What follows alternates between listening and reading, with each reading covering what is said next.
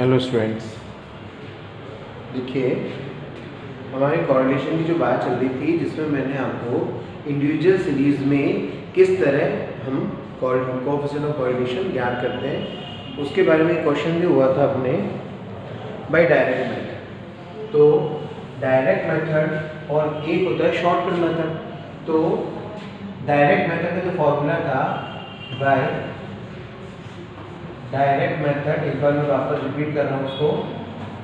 Direct method से अगर आप कोएफिशिएंट ऑफ कोरिलेशन कैलकुलेशन का ज्ञात करते हैं तो उसका जो फॉर्मूला है वो है sigma dx dy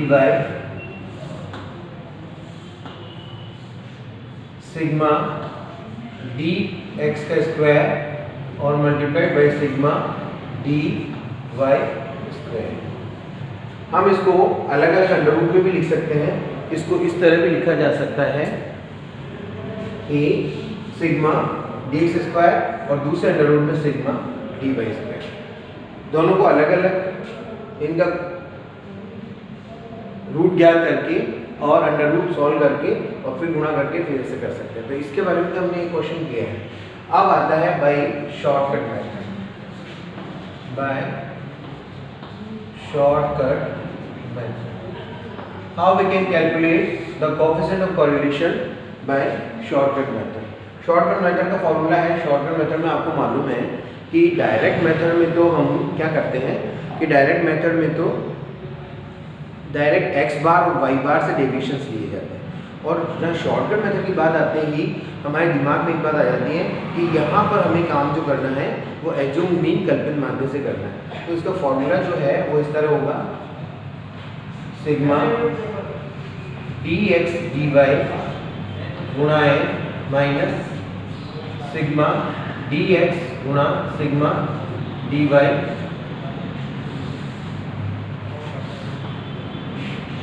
sigma dx का स्क्वायर गुणा माइनस सिग्मा dx का होल स्क्वायर और दूसरे अंडर रूट में सिग्मा dy का स्क्वायर गुणा माइनस सिग्मा dy का होल स्क्वायर। ये मैं गुणा बोलता हूँ, वहाँ पर मैंने ये पॉइंट लगाए हैं। इट मीन्स ये स्टैटिस्टिकल लैंग्वेज में ये गुणा का साइन है। तो ये है शॉर्टकट मेथड से अगर आपको कैलकुलेट करना हो कोएफिशिएंट ऑफ कोरिलेशन तो ये फॉर्मूला है। अब इनके मीनिंग्स क्या होंगे ये देखिए कि मैं इसको डायरेक्ट मेथड को वापस एक बार यहाँ से इरेज कर रहा हूँ। देखिए ये meaning, what is the meaning of dx। dx का मीनिंग होगा x minus a। Assume mean लेंगे, दो सीरीज होती हैं, एक x और एक y, x और y। तो एज्यूम मीन लेंगे वो यहाँ पर लिखेंगे, तो यहाँ पर आएगा dx, ये वाली लाइन चलेगी dx की, फिर dx का स्क्वायर होगा। यहाँ पर एज्यूम मीन लेंगे y से और वो होगा एज्यूम मीन यहाँ लिखेंगे तो वो आएगा dy, फिर नेक्स्ट कॉलम होगा dy का स्क्वायर और लास्ट कॉलम होगा dx dy। ये इस तरह क्वेश्चन सॉल्व होगा, जिसकी टेबल बनेगी वो इस तरह की बनेगी। तो उसके हिसाब से समझिए आप कि dx means x minus a, जो आपने एज्यूम मीन लिया है यहाँ पर उसमें से x dx का मतलब x माइनस a करेंगे और वो यहाँ पर लिखा जाएगा। फिर dx और dx का स्क्वायर या dx सॉरी dy y मान लीजिए, dy is equal to x y minus a। जो दूसरी सीरीज है इसका एज्यूम मीन जो लेंगे उससे जो y माइनस a करेंगे वो dy आएगा। इसी तरह dx का स्क्वायर, dx को dx से मल्टीप्लाई कर देंगे वो dx का स्क्वायर हो जाएगा। dy स्क्वायर dy को dy से मल्टीप्लाई कर देंगे तो वो dy का स्क्वायर हो जाएगा।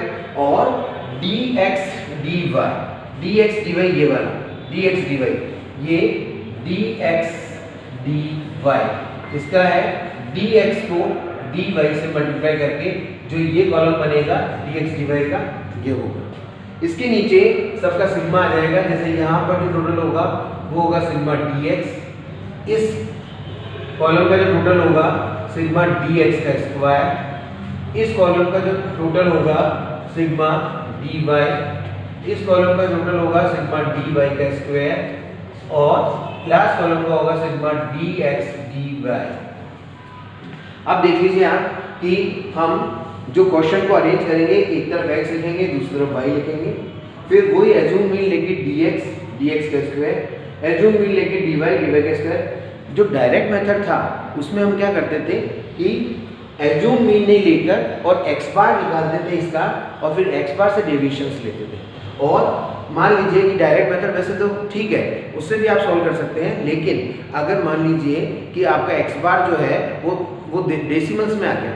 डेसिमल्स का मतलब आप समझते हैं, जैसे आ गया 19.58 18.58 मान लीजिए, तो हर एक का यहाँ से x बार से डेविएशंस लेना, सारे पॉइंट्स में होंगे, डेसिमल्स में आएगा, फिर उनका स्क्वायर करना पड़ेगा, वो डेसिमल्स में होगा, तो वो थोड़ा सा कैलकुलेशन कठिन हो जाता है। तो इसलिए हमें एज्यूम मीन वहाँ पर काम में ले लेना चाहिए। और वैसे भी आपको ज़्यादातर एज्यूम मीन ही काम में लेना चाहिए। एज्यूम मीन में आप एग्जैक्ट फिगर जो होगा, पूर्णांकों में जो होगा, वो एक वही लेंगे और उससे डेविएशंस लेना, उनका स्क्वायर करना, उससे यहाँ पर डेविएशंस लेना, यहाँ पर दूसरा लिया जाएगा y के अकॉर्डिंग और उनका स्क्वायर करना, वो ज़्यादा इजी होगा।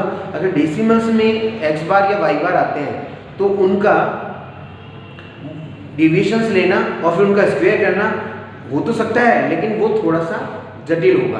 तो इसलिए हमें एज्यूम मीन से अगर काम करते हैं तो ये फॉर्मूला होगा। फॉर्मूला जरूर आपको थोड़ा सा बड़ा लगा है, लेकिन ये बड़ा नहीं है, ये है sigma d x d y, जो देखिए कॉलम वही है, सेम 1 2 3 4 5 वही है कॉलम, एक x का एक y का, बाकी सब होंगे वही कॉलम है जो डायरेक्ट मेथड में बनते हैं। तो इस प्रकार इसको हम सॉल्व कर पाएंगे कि जो सिग्मा डी एक्स है, हमें यहाँ पर sigma d x d y चाहिए, इसमें ये यहाँ से आएगा sigma d x d y, यहाँ से सिग्मा डी एक्स और डी वाई दोनों चाहिए, ये सिग्मा डी एक्स यहाँ से, सिग्मा डी वाई यहाँ से, बीच में गुणा हो जाएगा। फिर सिग्मा डी एक्स का स्क्वायर, ये सिग्मा डी एक्स का स्क्वायर, ये जो है ये चीज उठकर और ये यहाँ आएगी सिग्मा डी एक्स का स्क्वायर। एन का मतलब आप जानते ही हैं, एन का मतलब तो नंबर ऑफ आइटम्स है। जैसे मान लीजिए ये जो मैंने एक परफॉर्मा बनाया है, इसमें 1 2 3 तो 3 एन है इसमें। सिग्मा डी एक्स का होल स्क्वायर, ये रहा सिग्मा डी एक्स, यहाँ से उठकर वापस सेम अमाउंट सेम वैल्यू यहाँ पर आ जाएगी। इसी तरह सिग्मा डी वाई का, ये सिग्मा डी वाई स्क्वायर है, ये यहाँ आएगा, एन का मतलब वही है, और सिग्मा डी वाई वही जो यहाँ पर वैल्यू आया उसी का होल स्क्वायर। तो इस प्रकार इसको हम सॉल्व कर सकते हैं। तो अब जो मैं नेक्स्ट क्वेश्चन लूँगा वो आपको इसी शॉर्टकट मेथड से सॉल्व कर सकते हैं, डायरेक्ट मेथड से भी आप कर सकते हैं। मैं आपको शॉर्टकट मेथड से, डायरेक्ट मेथड का एक क्वेश्चन हुआ, अब शॉर्टकट मेथड से नेक्स्ट क्वेश्चन करवा दूँगा। Thank you.